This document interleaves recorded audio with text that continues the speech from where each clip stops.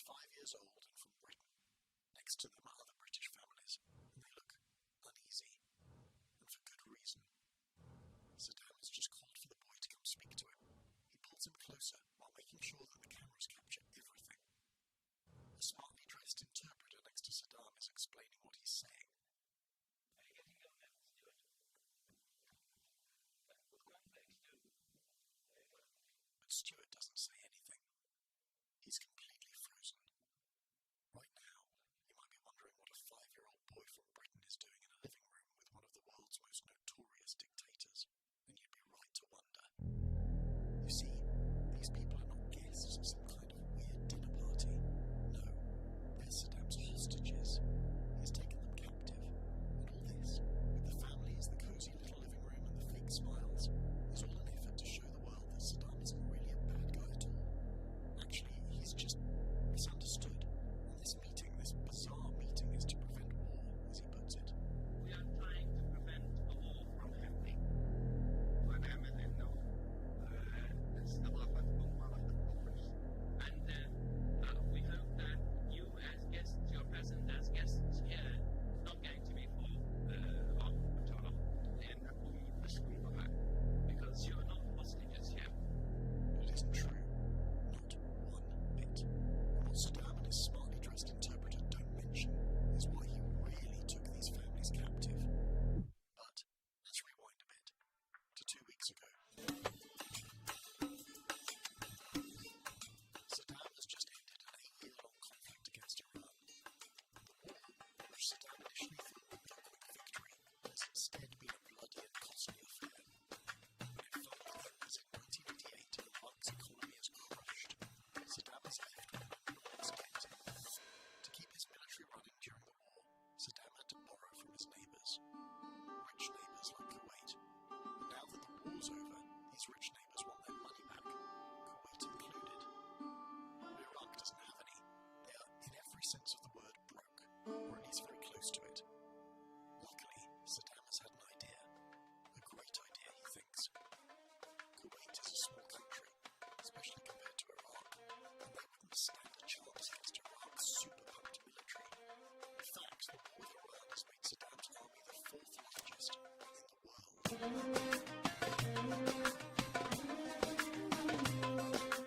What if you could kill 2 birds with 1 stone? If he could get his hands on their oil and at the same time eliminate his enormous debt, the problem would be solved. So, Saddam plans his invasion. At the same time, he begins accusing Kuwait of stealing oil from Iraq by drilling too close to the border. He claims they're taking advantage of his generosity. And on August 2nd, 1990, Iraqi tanks rolled across the border into Kuwait. The invasion is swift and brutal. Kuwait's small military is overwhelmed within hours, and by the end of the day, Saddam's forces control the entire country. From one day to another, Saddam goes from being a rather big but modest oil supplier to controlling 20% of all global oil supplies. Within hours of the invasion, leaders from around the globe condemn the attack. Even the Soviet Union aren't happy. The thing about invading your neighbour and invading in general is that it's not really something that makes you look good. And of course, having a guy like Saddam controlling so much of the global oil supply is not really something that the rest of the world is exactly happy about. And then there's the question, what will he do next? If he decides to suddenly go for Saudi Arabia, that would effectively make him the largest oil magnate on the planet. And that's just not going to work. And so, the US organises a massive coalition of more than 30 countries to try and scare Saddam into moving his troops out of Kuwait. If he doesn't, it's war. This puts Saddam in a bit of a pickle. If he agrees to their demands and pulls out of Kuwait, he'll have no money and will look incredibly foolish back in Baghdad. On the other hand, if he stays, he'll be invaded by basically every superpower in the world. To him, his only option is to figure out a way to stay in Kuwait and avoid being invaded. But as a matter of fact, Saddam believes he has a plan that will ensure just that. This, a publicity stunt using innocent British hostages as background extras. As you probably could have guessed, it's not working. At all. Instead of seeing a friendly uncle asking about his nephew's hobbies, people only see a ruthless dictator threatening innocent families and children.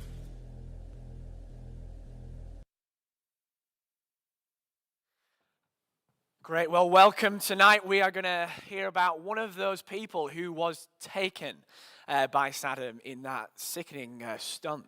And we're going to hear all about that story in just a minute. Can I welcome Alan up to the stage, please? Give him a big round of applause. Thank you. Now, if I hadn't have welcomed him up like that, you might be thinking, which one is Alan? We do look very similar, but this is Alan, rest assured. It is great to have you with us tonight. Thank you so much for coming all the way from Bath. Thank you. I believe. Was it okay in the journey? Yeah, good. Yeah, great. All very smooth. Yeah, fantastic. Now, your life took a huge turn, and we've just seen a bit of background information as to why it is and what that happened and how all that happened. Perhaps just fill us in just for a little bit now. Tell us who you are and what you do right now. Okay. And then also place yourself in Asia, I think, because that's important. Yeah. Okay. My name's Alan. I'm married to Catherine.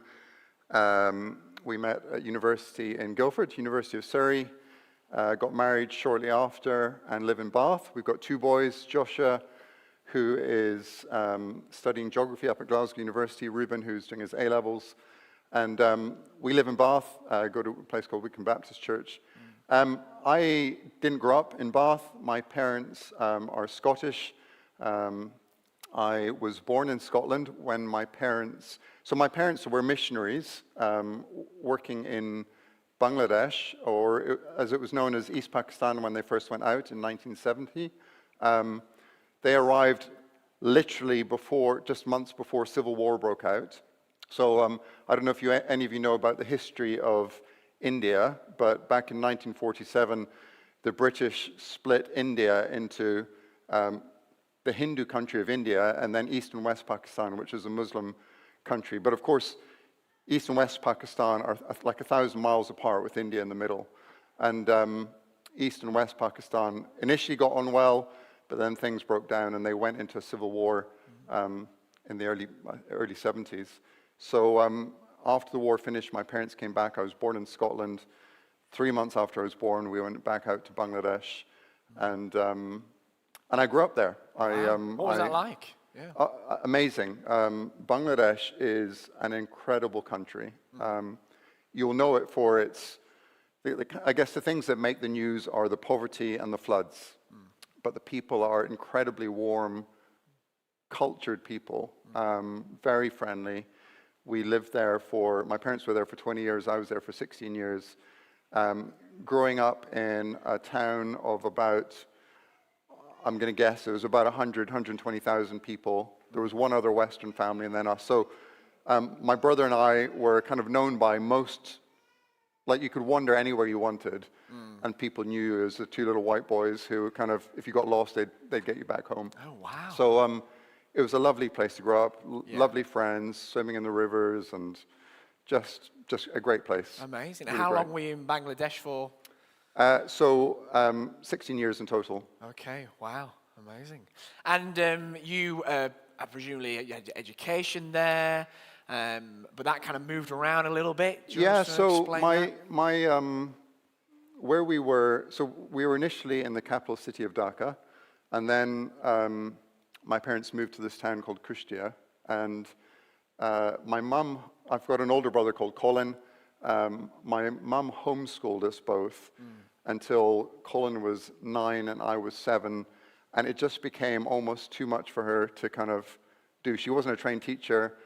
She was struggling to keep our attention. Basically, our schoolroom, like a little room in our flat, overlooked our back garden, and in our back garden we had guava trees and mango trees and coconut trees and banana trees. And literally, we were just desperate to get out there and climb the trees and run across the field and play with our friends. And it was beyond her to kind of keep us in. So the plan was that we were going to have to do something for schooling, and we considered various options. I mean, they wondered about coming back to the UK because they were going to come back at some point. And the question was, should we do it now?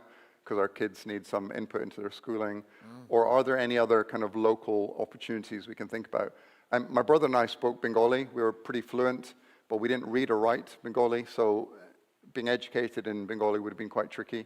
But we became aware of a really good Christian boarding school in South India, a place called Hebron School, which some of you may have heard of, I don't know. But Hebron School is an incredible school. There's about 250 kids from, say, 30 different nationalities. Oh, wow. And it's 8,000 feet up in the hills of South India. So if you've ever seen any of the BBC programs on the hill stations in India and the steam trains, you might have come across it. It's kind of surrounded by tea gardens. It's these big old kind of colonial bungalows that were set up during the time of the British Raj, and the Maharaja of Mysore would keep a summer palace up there. So it would kind of, in the winter, it could get down to almost freezing. But in the summer, it was just a beautiful kind of cool. That must have been stunning. Yeah. Really, really lovely. But it was a long way from Bangladesh. Right. So it was boarding. So getting to school we really didn't have a lot of money back then and couldn't afford to fly all the way to the nearest big city, which would be Chennai, as it's now known, Madras, as it used to be known. And so some good friends back in the UK had bought 2 old Land Rovers and knocked them together into one great Land Rover and shipped it out to Bangladesh. So we had this Land Rover that's probably still running, like 40 years later. I'd like that car. It's a great car. But we used to travel from Kushtia to Dhaka, which was a day's journey. Not like loads of miles, but you had to cross 2 rivers and loads of potholes. Everything was slow. So one day to get to Dhaka, then you'd fly to Kolkata, which is a short flight, and then you'd get the train for 2 days down the east coast of India to Madras, and then another train to a place called Coimbatore, another train to a place called Meti, and then finally you climb up in this old steam train all the way up into the hills. So like a 3-day journey. Yeah. But it was a great place. Again, really fond memories. Right. Boarding school's not for everyone. No. But It must have been hard as a little kid. it was hard. Leaving your parents. It was. I can vividly remember the day, and it was worse for my mum. I know that. But I can remember the day she handed me over to my dorm parents, and we had to say goodbye. Can't imagine. But they kind of they would have taken us out in an instant if they thought we were finding it difficult. And my mum did everything possible to kind of minimize the amount of time we were apart. So she'd stay a bit later at the beginning of term and come a bit early before the end of term. So it was no more than maybe 6 weeks at a time that we didn't see them. And then you'd get massive kind of Christmas holidays and summer holidays. Yeah. So. And you were there for quite a long time. Yeah. I was This at kind of school. like leads up to how this whole event happened, didn't it? Yeah. So do you want to just explain what led up to this moment of finding yourself as a hostage? Yeah.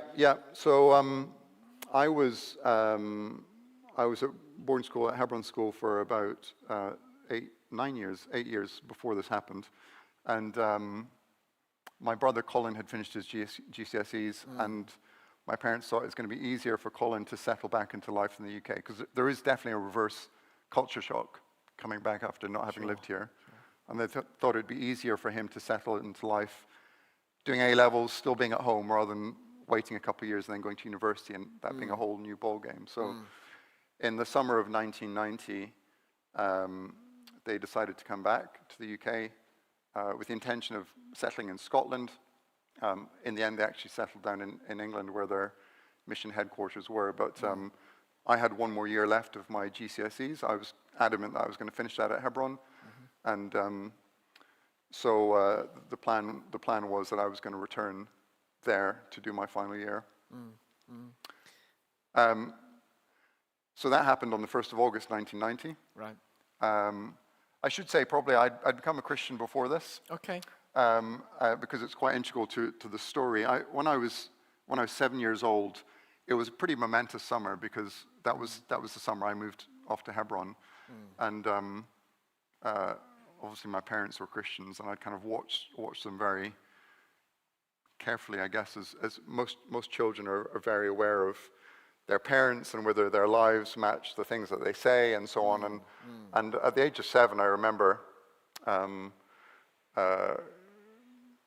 recognizing actually that I'd done things that were wrong, and having kind of had the story of the Bible explained to me by my parents, I became as convinced as I could be as a 7-year-old that actually Jesus was who he said he was. Yeah. And if he was who he said he was, then I needed him to forgive me, because even as a 7-year-old, I'd done things that were wrong. Yeah. That faith obviously grew over time, and it grew through my time at Hebron. Yeah. And Hebron was great in many ways. Being a Christian school, there was a lot of support as kind of helping to give me some foundations in my faith. But at the same time, it's very easy when you're surrounded by lots of Christians not to really think about your faith. Yeah. Yeah. So it's kind of handed to you on a plate, and you're not really challenged about what you believe. Yeah.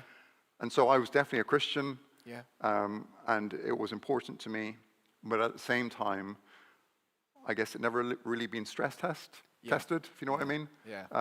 I'd accepted it. I'd accepted that Jesus who he said he was, but I'd never really had to trust him for myself. Until this moment. Until this It was moment. a real stress test. So this was sure. kind of an incident in my life where actually, Yeah.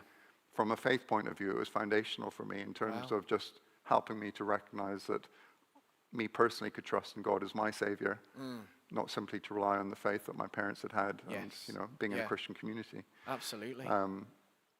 But I was 15. I was returning to India for my final year. We got to Heathrow Airport, and we had this kind of custom as a family, whenever we said our goodbyes when we were going off to boarding school, that we would recite a verse. We called it our family verse. And basically, it's just a verse in the Bible that reminded us of God's He's watching over us. It's from the book of Hebrews, chapter 13, verse 5 and 6.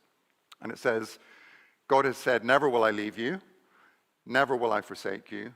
So we can say with confidence that the Lord is my helper. I will not be afraid. What can man do to me? And we said this verse together, and I remember my dad saying, Alan, remember now as you go that God is with you. You have nothing to fear. Nothing is outside of God's control. Yeah. It's a big step going off by yourself, but God's in control. And those words really meant something to you. Totally. True. I mean, as I say, it was a verse that we'd kind of adopted and recited many times before Yeah. as a family, but my dad was just reiterating, I guess, Alan, have you got this? Yeah. It became God's in very control. relevant. Yeah. And then we read Psalm 139, which was probably my mum's favorite psalm. And it's one of those psalms where the writer kind of puts this rhetorical question to God, and he says to God, where can I go from your spirit? Where can I flee from your presence? So is there anywhere I can go, God, that you're not there? And then he answers it, and he says, if I go up to the heavens, you're there. And if I make my bed in the depths, you're there. And if I rise on the wings of the dawn, if I settle on the far side of the sea, even there your hand will guide me and your right hand will hold me fast. And again, my dad said, Alan, even if you rise on the wings of British Airways, God is with you and you have nothing to fear. So I had these wonderful promises and assurances as I left Heathrow that God was with me. Yes. Yeah. And so we kind of, this was in the days before mobile phones. My parents were standing by a payphone, and they said, when you get through security, call this number and just let us know everything's okay. So we went through security, and lo and behold, I bumped into a friend of mine, a guy called Josh, who was in my class at Hebron. He was there with his parents and his brothers. They were an Indian family.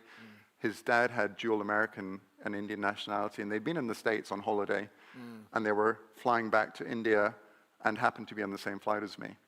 So I called my parents and said, great news, just bumped into Josh, Yeah. and he's going to be with me on the journey back to school. Everything's great.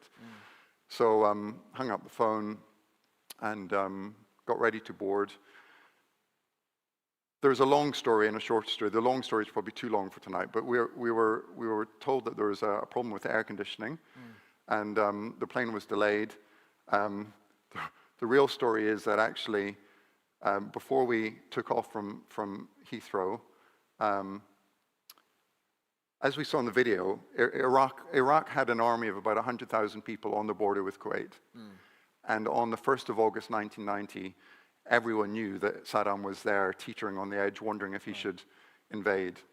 The British government knew before we left Heathrow that Saddam was about to invade, and the question was, should we leave or should we stay? And actually what they did was, during this 2-hour delay, they put some MI6 operatives onto our flight, No. who, when we landed in Kuwait, disappeared and reported from behind enemy lines during the war. No. And there was a lot more that could be said about that, but that's kind of separate to... You could have joined them. Yeah, well... Been an operative. But anyway, we eventually left Heathrow, Wow. and there was also a member of the Kuwaiti royal family on our flight, which was Oh, also it's a packed plane, that MI6. exactly. Royalty There was a lot of things playing into whether this plane should depart and Right. then ultimately whether it should land, because Iraq actually invaded Kuwait before we landed, and every other flight was diverted except for ours No way, because of who was on the plane. Wow. So anyway, we landed in Kuwait in the early hours, about 4 a.m. on the 2nd of August, 1990. Yeah. And it was really a refueling stop and a crew change. But we were allowed to get off the plane if we wanted, just to stretch our legs. So I thought, well, why not? I picked up my hand luggage, got off the plane, to kind of wander around. And it's one of those really weird things. If you've traveled anywhere, even in the middle of the night, airports are never completely quiet. I'd got off the plane, I was wandering around Kuwait airport, and there was literally almost no one there. There were no other flights, and there was an odd kind of janitor maybe kind of in the corner doing a bit of cleaning and so on, but basically everything was empty, everything was deserted. And that struck me as being weird, but like just weird, nothing to be scared of, just weird. But eventually I made my way back to the departure lounge to reboard the flight, and just as I was kind of getting toward the departure lounge, everything just went crazy. There was screaming and shouting, people racing off the plane, screaming, "Get away from the windows, get away from the windows," panicking about something that was going on. So I, as a 15-year-old boy, I ran towards the windows to see what was going on out of curiosity. And lo and behold, looked outside, and you could see these jets flying through the air and dropping bombs and massive explosions going off. Wow. And so very quickly got away from the windows, judging that was a good Actually, wise reasonable counsel. advice. Reasonable, yeah. good advice. And every 15-year-old should pay attention, of course. And so we got away from the windows and huddled in a corner waiting for the bombing to stop, which eventually it did. And we had no idea what was going on. I mean, I should say I hadn't really been watching the international news. If I had, maybe I'd been aware that maybe this was an invasion. But Were you scared at the time when you saw this happening? Was it? No, I think at the time it was just one of those quite exciting things as a teenager. It's That invincibility of a teenage mind. you've got this kind of cloak of invincibility, haven't you, that you just Yeah. think, this is going to be a great story when I get back to school. And Still a story today. it's still a story how today. many years later? So I wasn't afraid, but I was kind of, there was definitely fear in the group, and people were wondering what was going on. Yeah. Then a bunch of soldiers came, and they kind of gathered us together, and I just assumed they would be Kuwaiti soldiers because we're in Kuwait. What actually transpired was that these were Iraqi soldiers, so they had obviously, the invasion had begun before our plane landed. They had pretty much got to the airport. The wisdom of the day was that the Kuwaiti army were going to be able to resist the Iraqi army for like 5 days. Within about 3 hours, they'd folded. No way. And the Iraqi tanks had made their way down to Kuwait City. So these Iraqi soldiers basically took us to the airport hotel in Kuwait. And we were assigned to some rooms. I was sharing a room with Josh. And we still at this point just assumed that we were going to probably wake up the next morning, get taken back to the airport. It's all been a big mistake, and we're going to fly on to India or back to England.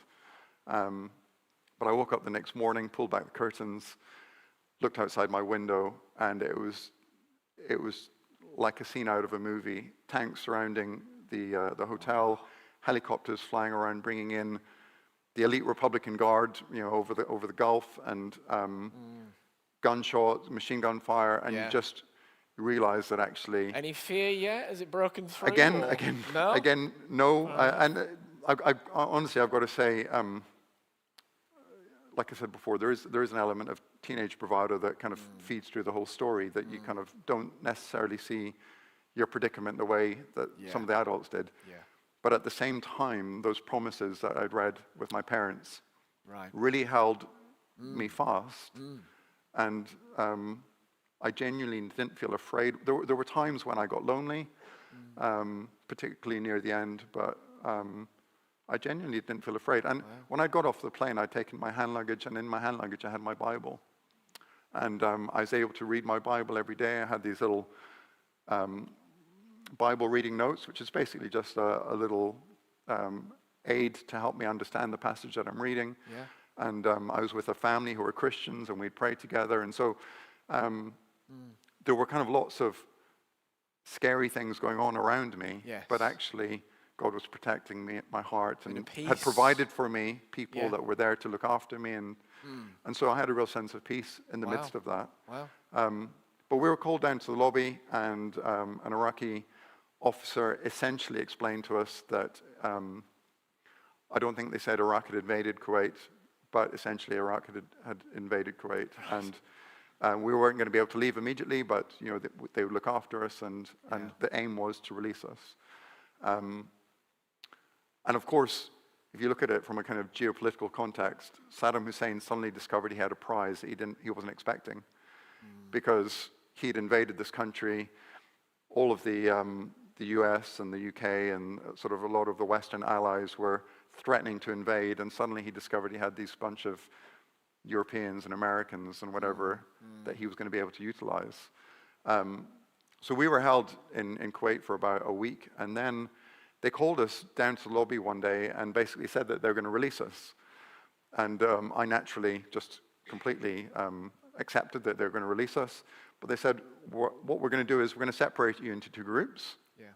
And all of the Westerners are going to come over this side of the room, and predominantly your Asians, because we were en route to Kuala Lumpur ultimately, and so there are quite a lot of Asian passengers. But your Asians and some others, you're going to go over this side of the room. And so at this point, I get separated from Joshua's family. His father actually had already destroyed his American passport because he was a doctor, and he didn't want to be recognized as American because he understood a bit more that this could potentially be problematic for him. Right. So they were over here, I was over here, and I just assumed that very quickly we'll be back at the airport together, and so this is just a temporary separation.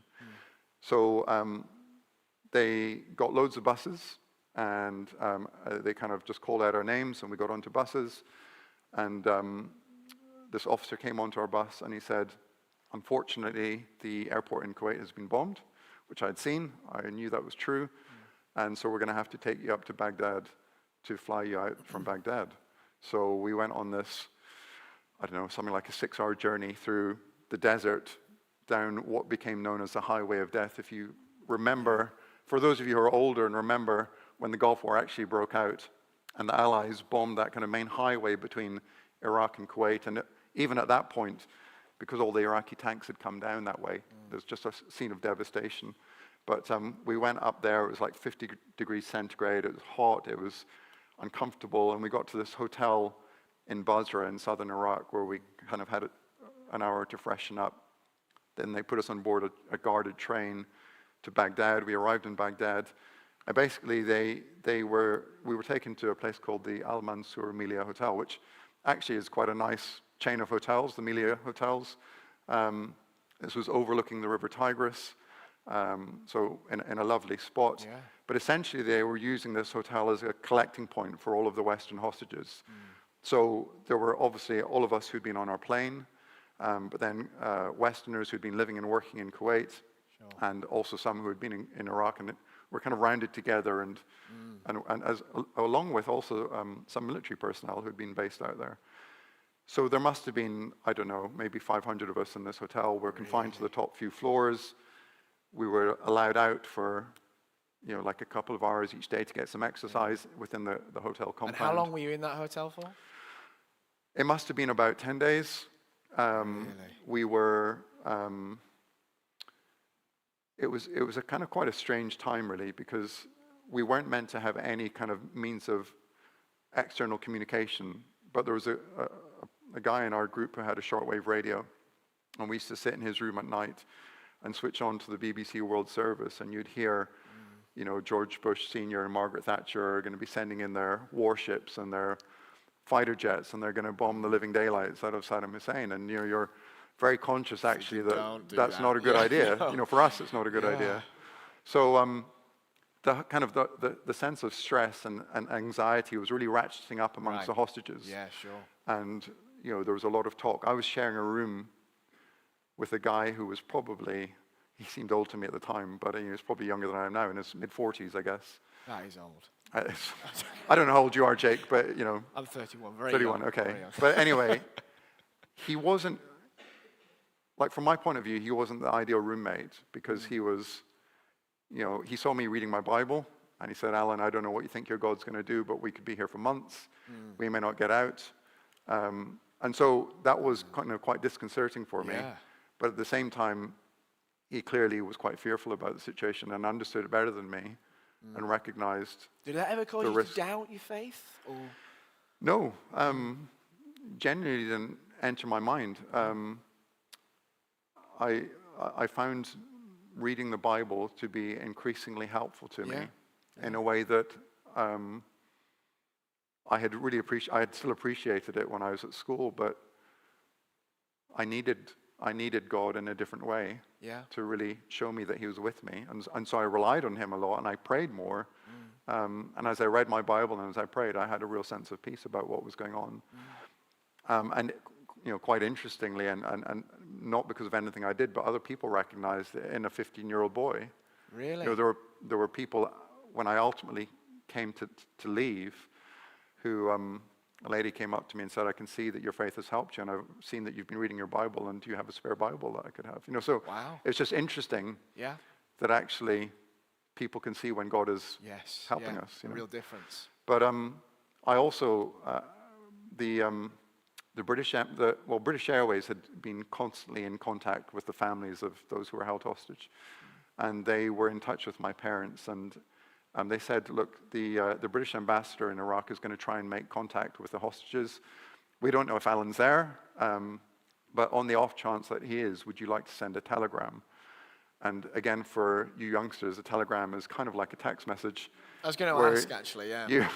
You have a certain number of characters. Was it taken by pigeon? Was that? Yeah, how it almost. works, or was it- And but you've got a kind of a short number of words that you can kind of put in your message. And so they kind of thought, what can we say? And so they said, Dear Alan, remember our family verse. God has said, never will I leave you, never will I forsake you.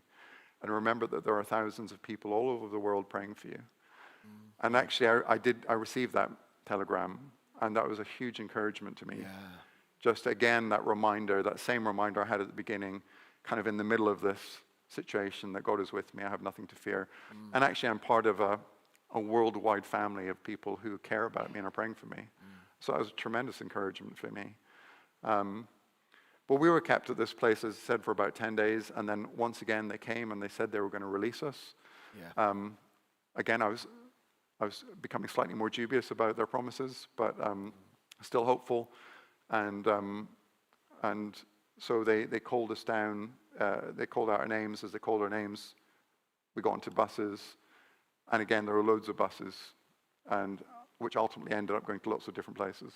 But we got into the bus. It was kind of blacked out, so I couldn't really see terribly clearly, but there was kind of a little crack in the tinting in the window, and I could see signs for the airport as we were driving along. Yeah. And so I was thinking, oh, wonderful. There's a sign for the airport at this junction, and the next junction, and the next junction. Yeah. And then suddenly we got to this junction, and the airport was signposted that way, and Babylon was signposted this way.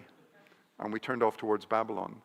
And Babylon is kind of down to the south of Baghdad. Yeah. And so I, again, realized we weren't going to be released, and we were taken to our group of maybe, 50, 60 people were taken to a recently deserted army barracks next to some kind of factory.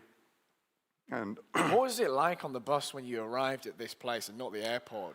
Was there just yeah, more so crying and fear? well, or I was don't it remember. so I don't much like remember. I don't remember the crying. I remember conversations once we were there, like the following day. So we kind of arrived. The accommodation was very different to what we just left, which had been comfortable and well fed and so on. We were now sleeping on the floors or on armchairs, and the food was much more basic, which, again, having been to boarding school, I was kind of used to. So it wasn't, I was well prepared for it. But so it was kind of, but for most people, they plied us with loads of cigarettes. They got these massive kind of Very helpful for a 50. Well, I didn't smoke, but they had these massive multi-packs that they were just giving to people because people were starting to get really stressed. Sure. Yeah. And just kind of smoking and trying to ease their stress. And again, I think people were conscious that I was traveling by myself. I was only 15 years old, and they didn't want to stress me out. But you'd overhear conversations, whispers Yeah. and so on, and again, people thinking, "Oh, are we actually going to get out of this?" Yeah. And so again, as I said, there's just kind of this increasing ratcheting up of the pressure that the hostages were under. We were only here for a couple of days, 2 or 3 days, and then more buses came, and we're broken down into smaller groups. And I was then taken to another place nearby that we thought was possibly a chemical factory because the guards had gas masks. And having read kind of since I was released, Saddam Hussein did have chemical weapons at that point. He didn't when we later invaded, but he did then. So it could have been chemical weapons. And we were in a kind of converted office block. They'd shoved some beds in. And I'd now been held for about 3 weeks. And I remember arriving at this place, and I just was suddenly overwhelmed by the situation. And I was sharing a room with a guy, but he wasn't in the room. And I sat down on my bed, and I just burst into tears.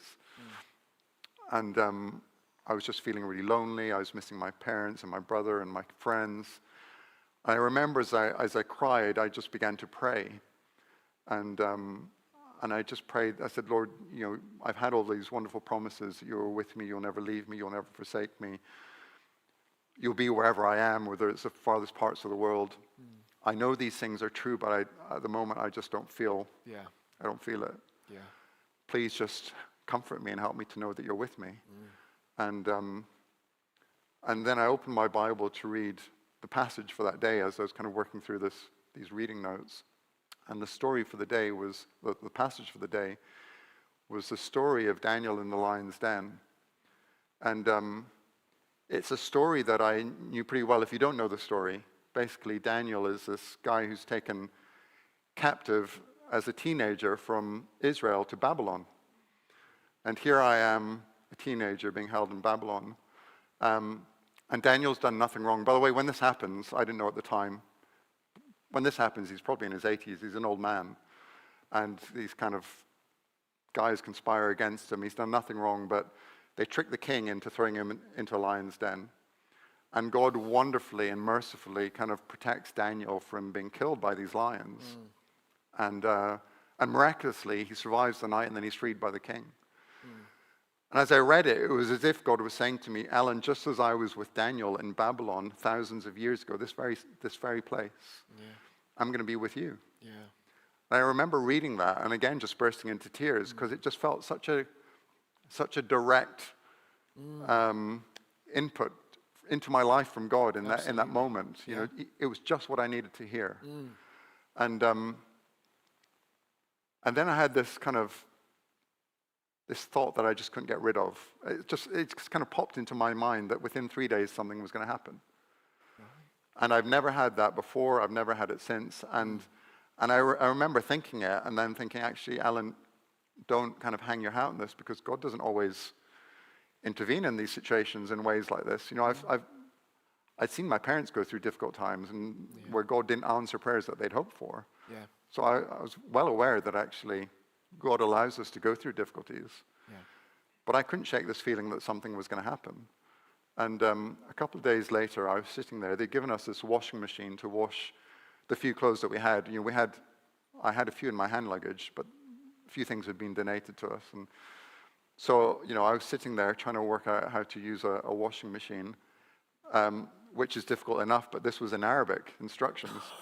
And I have no chance. no chance Absolutely no as a chance. 15-year-old. And so I'm sitting there in this washing machine trying to work out how to use this thing, and this guy walks in surrounded by guards. And he kind of walks past, and I nodded to him and said, hello. And one of the guards grabbed me by the arm and said, this is Saddam Hussein, the president of Iraq. No way. And he wants to speak to you. So not just me, but our group. So we went into this room, and we sat down, and he spoke to us for about an hour. So the kind of footage you showed there was the group I was with. Right. And at one point, the camera pans round, and there's a guy sitting on the edge of the sofa wearing a blue top. That was me. On So- that video? On that video. Yeah, I yeah, had yeah. no idea. Yeah, yeah. Wow, So, that's crazy. so anyway, he came to our group. We sat down. I was pretty bored. He was talking to us through an interpreter for an hour about all kinds of inane things, like, are you getting your breakfast? Are you, are you enjoying yourself? I'm really sorry that you're here, but it's not my fault. It's George Bush and it's Margaret Thatcher. I would love to release you, but I can't. It was that Yes. kind of Yeah, thing, yeah, yeah. kind of proper propaganda for the TV. Yeah. And they were filming it, which they said they were going to release it to the international media, and I didn't really believe them, which is why I'm sitting in a corner, not really terribly interested. But anyway, at the end of the conversation, they said, we're going to take a group photo, and again, this will be released in the press. And I thought, well, there's more chance this will end up in a paper somewhere. So I kind of ran and kind of leapfrogged over the sofa and stood right behind him, so I was right in the middle of the picture. And sure enough, it was released, and people saw it. My parents saw it, but they'd actually, for the moment that camera panned round, it was the first time in 3 weeks that my parents knew I was still alive. Wow. And so for them, it was just an incredible moment What to a see me relief sitting that there. must have been, yeah. Because all they knew was I hadn't arrived in Madras. I was now being held hostage. They didn't know I'd received their telegram. And so, from their point of view, I should say, it was probably a lot worse than it was for me. Yeah, yeah. Because the benefit of being 15 and being alone was I didn't have anyone else, and now having been separated from my friend Josh and his family, there was no one else that I really had an invested concern in terms of, should we get separated, should something happen? Yeah. It was really about looking after myself and trying to make sure I was okay. Yeah. Whereas they knew nothing about me. No. And so, my brother told me when I was released that they were living in Scotland at the time. They used to go up into the moors for walks, and my parents would say to Colin, look, we don't know if Alan's going to come back. Wow. And we have to just trust that God's in control. And if Alan survives, wonderful. And if he doesn't, God's still in control. So it really was, significantly difficult for them. But anyway, back to Saddam Hussein. He was there with us. We had this group photo, and then he came around to shake our hands and to say goodbye. And as he shook my hand, this lady, again, who was in the video there, her name was Pat Morton, and she had 3 kids who were kind of some younger, some older than me. So I hung out with them a fair bit when we were there. And she said to Saddam Hussein, Mr. President, this boy's name is Alan. He's only 15. His parents don't know if he's alive or if he's dead. Is there anything that you can do for him? And actually a really brave thing, I think, to say to someone who is, a cruel dictator who's responsible for the murder of hundreds of thousands of his own people, And he paused for a minute, said something to the interpreter, who looked stunned, and the interpreter then turned to me and said, the president of Iraq has just asked if you'd like to go home. And so I became the very first Western hostage to be released. Did you believe it at the time? Well, it was kind of, again, I probably sound like an emotional wreck. I think I burst into tears again. Yeah, I bet. There was such an intensity to the moment. Like everyone was dead quiet, kind of hanging on his word, every word, wondering what he was going to say. Yeah. And then they were suddenly all anxious about, should we let him go? Because what if they don't release him? They simply take him somewhere else. And, but anyway, it was quite an overwhelming moment. And but yes, they said you've got half an hour to get your things together. All of the other hostages kind of scurried off to the rooms to start writing letters for me to take home, so that their families would know how they're doing. I got into a car driven back to the Al Mansur Amelia Hotel in Baghdad, where I had first been in Iraq. Met up with the British Airways crew, who were now being held there, and told them what was going on, and they seemed to think everything sounded, positive. I spent a night there, and then the next morning, this Iraqi officer came to pick me up, and he took me to the airport, and as we were driving, he handed me this envelope, and he said, this is a gift from Saddam Hussein, and in it was $500, and he said, this is for your luggage that was destroyed. And so I held onto that envelope very tightly. Yeah, I bet the most money I'd ever had. As a 15-year-old. But then they took me to the airport and they said, right, we're going to put you on a flight to Amman in Jordan. And basically when you get there, you've just got to get yourself home somehow. So again, I remember sitting on this plane. I was the only Westerner on it. I didn't know what to do, and I was praying, Lord, what do I do when I arrive in Jordan? And Thinking how to explain the whole story. that you've been exactly, in, yeah. exactly. Where'd you start? And Yeah. so we landed, and I got off the plane onto the big arm things that come up to the plane. There's a name for them. I never remember what they are, but The sucky stair thing. That's the one. Yes. That's not the name, but that's the official one. name. Yeah. And I got off onto that, and I start making my way up the kind of passageway, and I see Yeah. these British Airways guys up the top, and I start making my way towards them, kind of rehearsing in my mind what I'm going to say, and they're making their way towards me, and we kind of suddenly meet in the middle, and I'm just about to launch into the story, and they say, "You must be Alan Barnett. Your parents we've heard that you're going to be released. We've spoken to your parents, and they've asked us to come and bring you home." Oh, what a relief that must And have that was been. a huge relief. Wow. Huge relief for me. Yeah. Just such a kind of a weight lifted from my shoulders at that Yeah. point. And the first one to be released. The first one to be, some had escaped. Sure. So some people escaped, but in terms of hostages who'd been held and then released by direct order of Saddam Hussein. I Did was you the really feel first. like God was answering your prayers at that moment? Or- I mean, yes, absolutely. It was incredible to just see the passage of what was happening. Yeah. It was, yeah, it was unusual for me Yes. in that sense. Yeah, yeah. And overwhelming and wonderful and confusing, all kinds of things really. But the British Airways guys took me to a house they had in Amman City, and they had a swimming pool where I could just chill out a bit, and then I could call my parents and Wow. Yeah. just let them know I was Yeah. okay, and that was wonderful. It was as you know, they didn't know until days before that I was still alive, and so they were quite anxious to know whether mentally I was okay, or if Yeah. I was going to have some sort of breakdown, or Yeah. and but I called my parents, and my dad answered the phone, and he said, "Alan, are you okay?" I said, "Dad, you're not going to believe this, but they've given me a Lacoste shirt." I'm like, "What?" Right. I said, "Dad, so like growing up, everything I had was a knockoff. Yeah. Yeah, like Yeah. instead of Adidas, we had Abidas, and instead of Nike, the tick went the wrong way." Yeah. And so I'd never had anything like that before. Yeah. And so when my dad heard that I had this Lacoste shirt, he's like, "Okay, sounds like he's all right."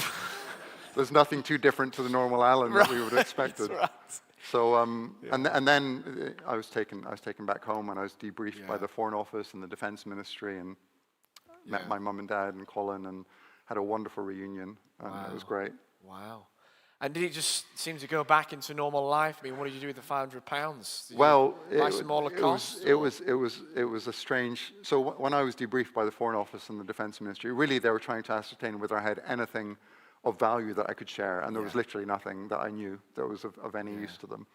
But I did tell them I'd been given this $500, just this happened kind of thing.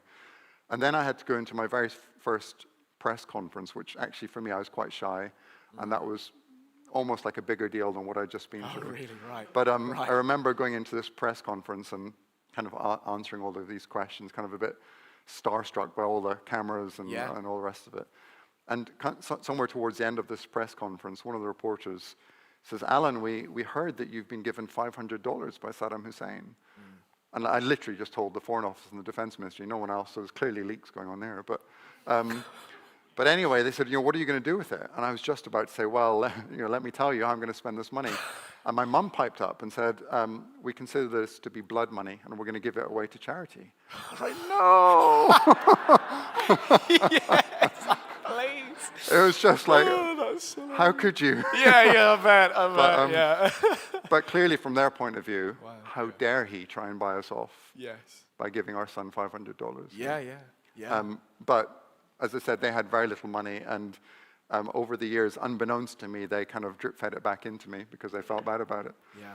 But that's where the money went. But I was in Scotland for about a week, and then flew back out to school a week later. Wow, you just had to carry on with life. Well, I I was quite keen to go back. My parents Sure. were happy that I was okay. You weren't thinking your plane might divert? course No, I again?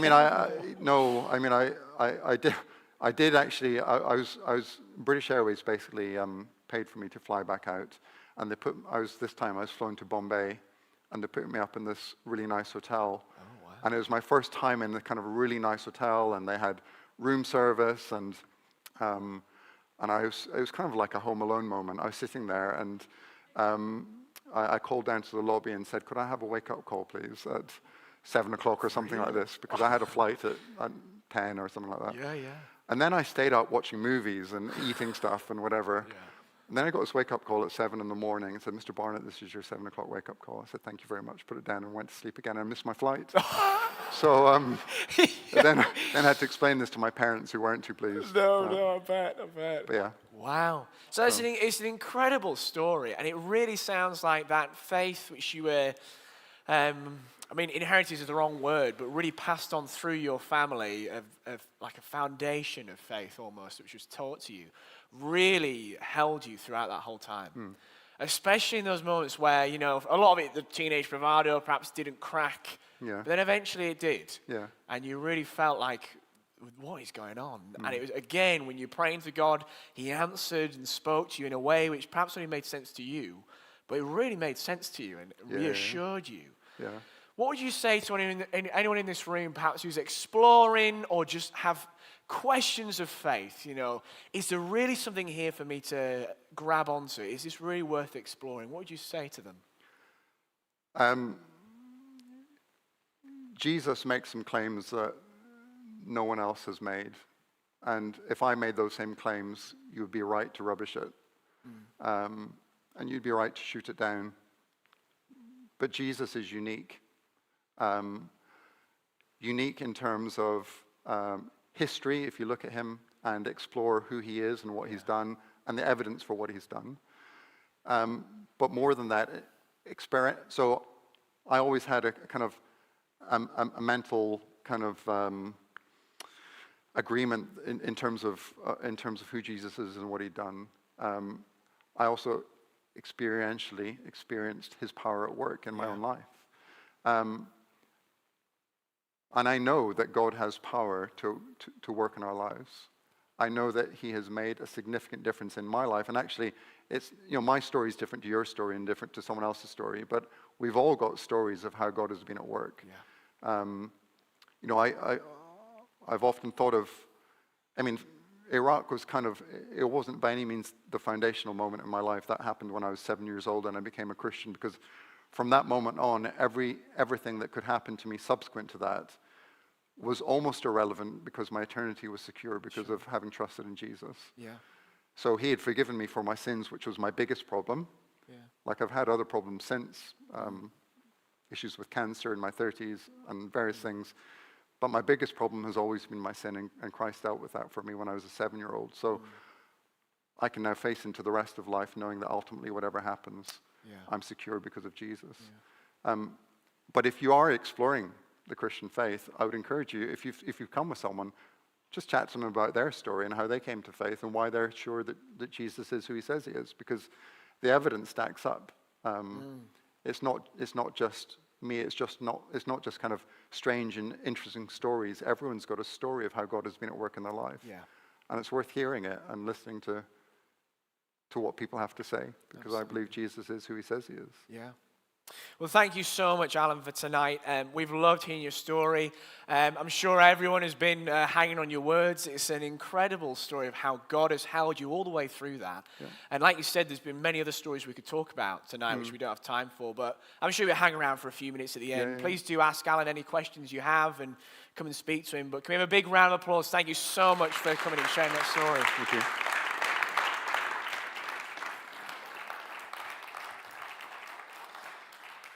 Well, let me just round off for just a few minutes tonight. I really hope you found that interesting, insightful, informative.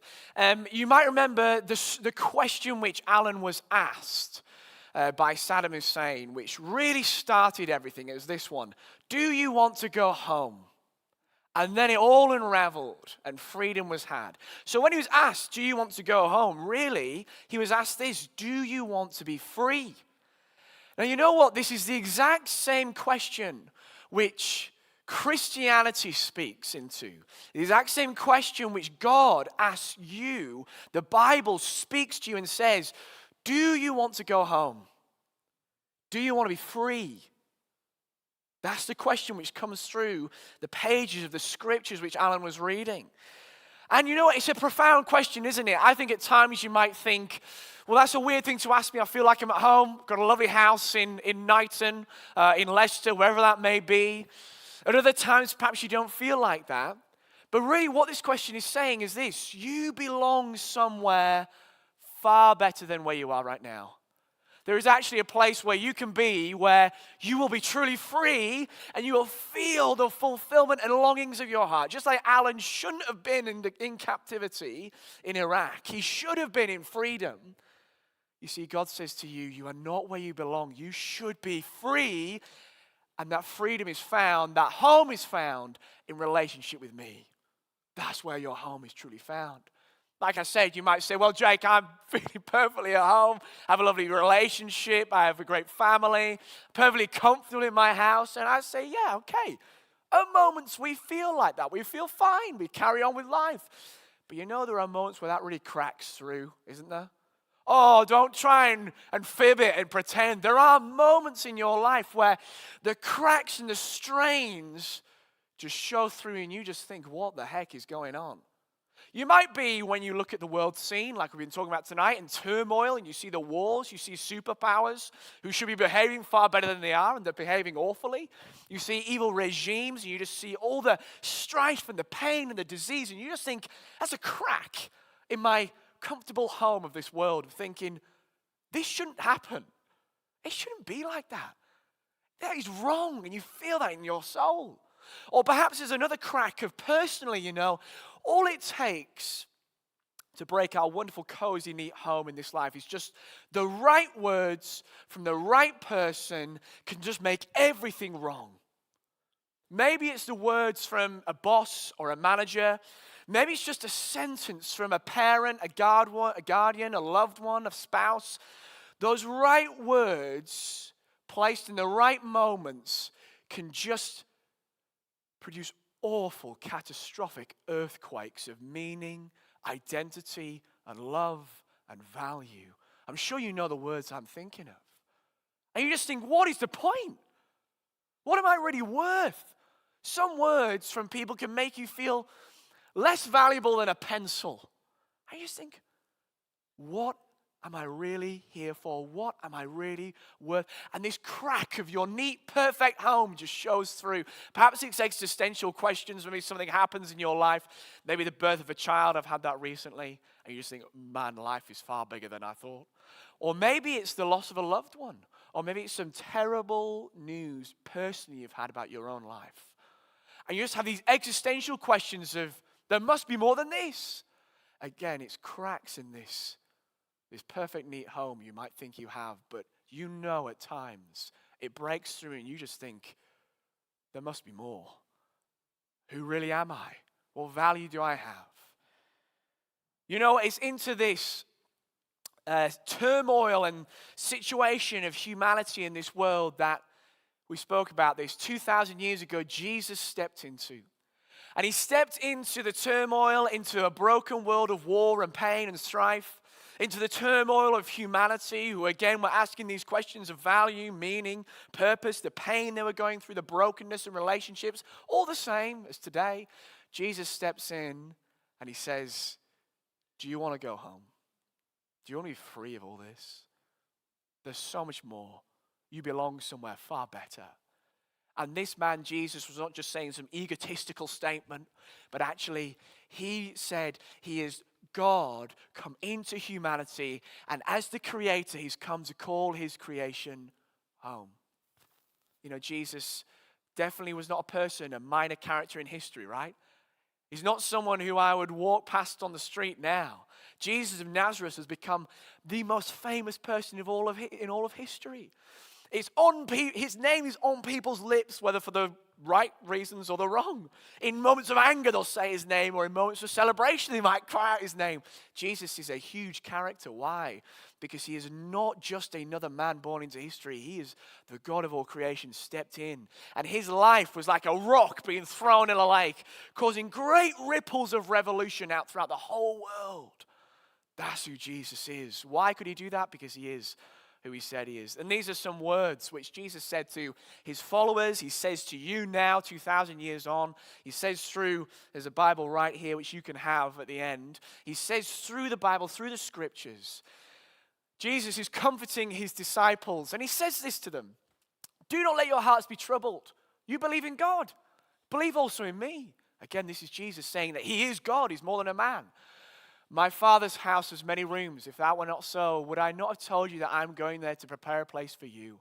And if I go and prepare a place for you, I will come back and take you to be with me, so that you also may be where I am. You know the way to the place where I am going. Jesus is saying this to his disciples. There is a true home that you are made for, and it's not here on this earth. It's with God the Father. And look at God's home. It has many rooms. I don't know what your house is like. I don't have many rooms. I have a few. I have a reasonable, normal-sized house. It's a 3-bed. I was going to say, hands up if you've got a 3-bed. We won't do that tonight. But I'm looking for a new house now, and on the market it is a rip-off, I tell you what. I'm looking on the market, and people advertise 3-bed houses, and it's 2 bedrooms with a bathroom, and then a tiny extra box room, which you could fit a bed in if it's at a diagonal without some legs and without perhaps the base. It is ridiculous, right? It's a rip-off. Jesus is saying this, the true home for you with God is not a rip-off. It's not a con. It's not tiny. There's so many rooms. It is spacious. And anyone can have a place there. Now, he's not speaking literally that God has some Downton Abbey up in the sky. But he's saying metaphorically that there is a place for you in home, in this relationship with God. That's what he's saying. There's enough space for you. Look, some of my friends think there's no way that God would want me. There's no space for me in my life with God. Jesus says, yes, there is. There's a room, there's a place for you with God in your true home.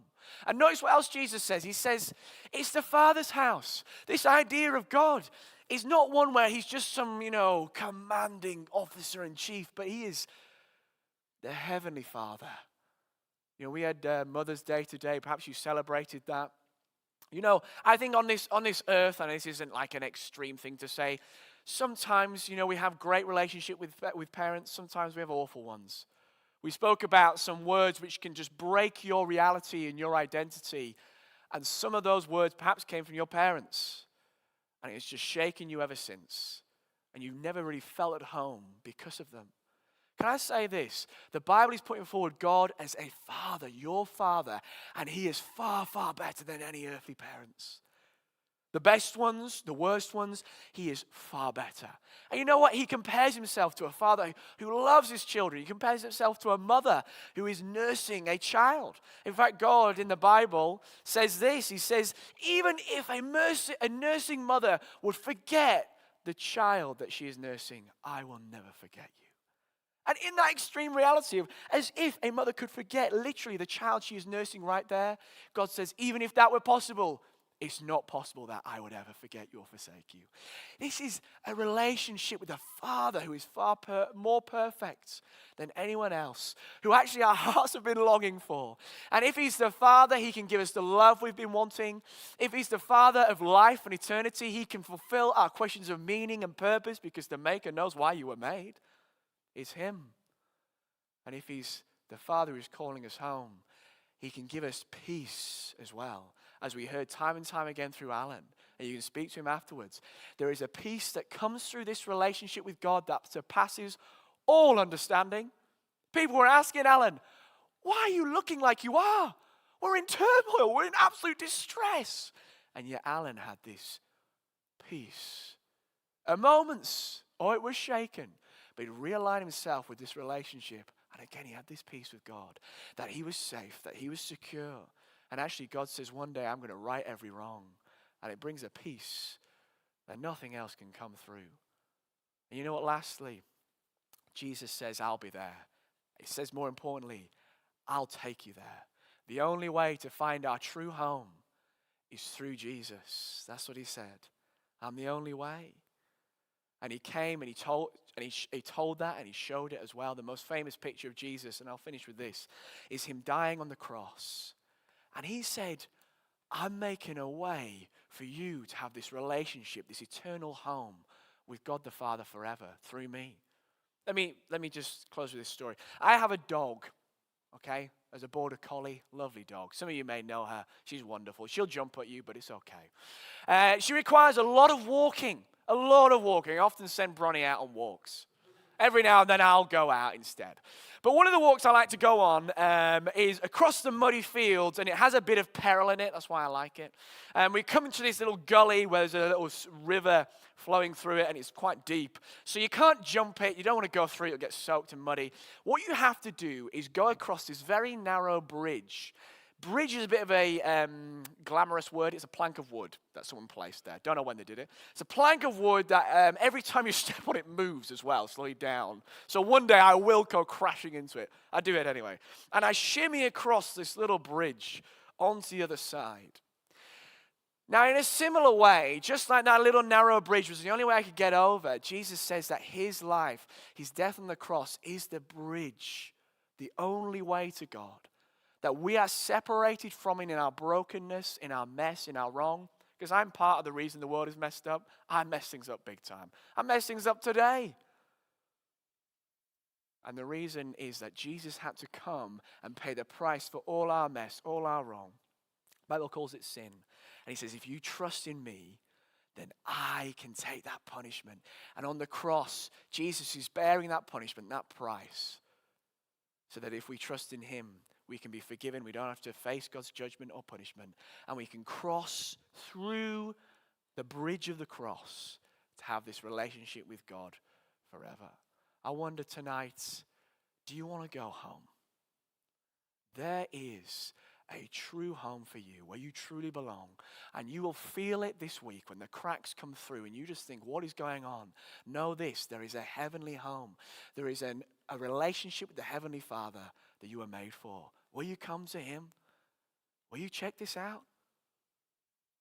No, I'm done, but please don't leave these questions in the room tonight. Take them with you. There's so many ways that you can explore this and know this to be true for yourself. Chat to Alan, chat to the people who brought you tonight. Take one of these. There's so many free books out at the back. This is the best one by far. This is the Bible. This is actually the words of God and the words of Jesus recorded in here for centuries so that we can know him today. Take this, and I challenge you to do what Alan did. In his moment of distress, he opened this and read it and said, God, would you speak to me? Why not do that this week? Take one home. They're free at the back in the foyer. And say, God, will you speak to me? And see what happens. There's so many other books as well you can take for free. Please do. Also, you can explore more of this through a free course we're starting on the 9th of April called Alpha. It's a 5-week course where you can explore Jesus and just discuss. You're not coming and hearing a sermon. You're not hearing someone waffle on like me. It's us and you sat down discussing. No judgment. No preconceived ideas, just discussing and seeing what could be true about this man Jesus. Is it really true? Why not sign on to that? There's a QR code at the back, 9th of April for 5 weeks. And that is going to be fantastic. We've got 2 more events coming on this week. I wonder if we could just flick the slides on. We probably won't play the video, but flick the slide on the centurion. If you don't know anything about the cross, which I was speaking about, come on Saturday, the 21st of March, and you can see a professional theater performance of what the cross really was, what happened 2,000 years ago with Jesus dying on the cross. It's a £5 event. You can sign up and buy tickets online. Fantastic professional theatre group coming and doing this Saturday evening. And then the next day on the Sunday evening, we have AI and Our Future. We've got Dr. David Glass, who has got a brain the size of the planet. I cannot understand the ways that he works, but he's going to come and explain a few things. He's a professor of computing, a researcher in AI, and he is coming to explore this question in a world of AI, what is the point of us? He's going to have a live Q&A. You can ask him any question. Doesn't have to be related to the talk. It can be anything like, why are you a professor and you believe all this stuff about Jesus? Could be that. Just come along and hear that. That'd be fantastic. But we are pretty much done for tonight. I thank you so much for coming. I hope you've enjoyed it. There's more drinks and food out in the foyer at the back. But can we have one last round of applause, please, for Alan, because he was fantastic.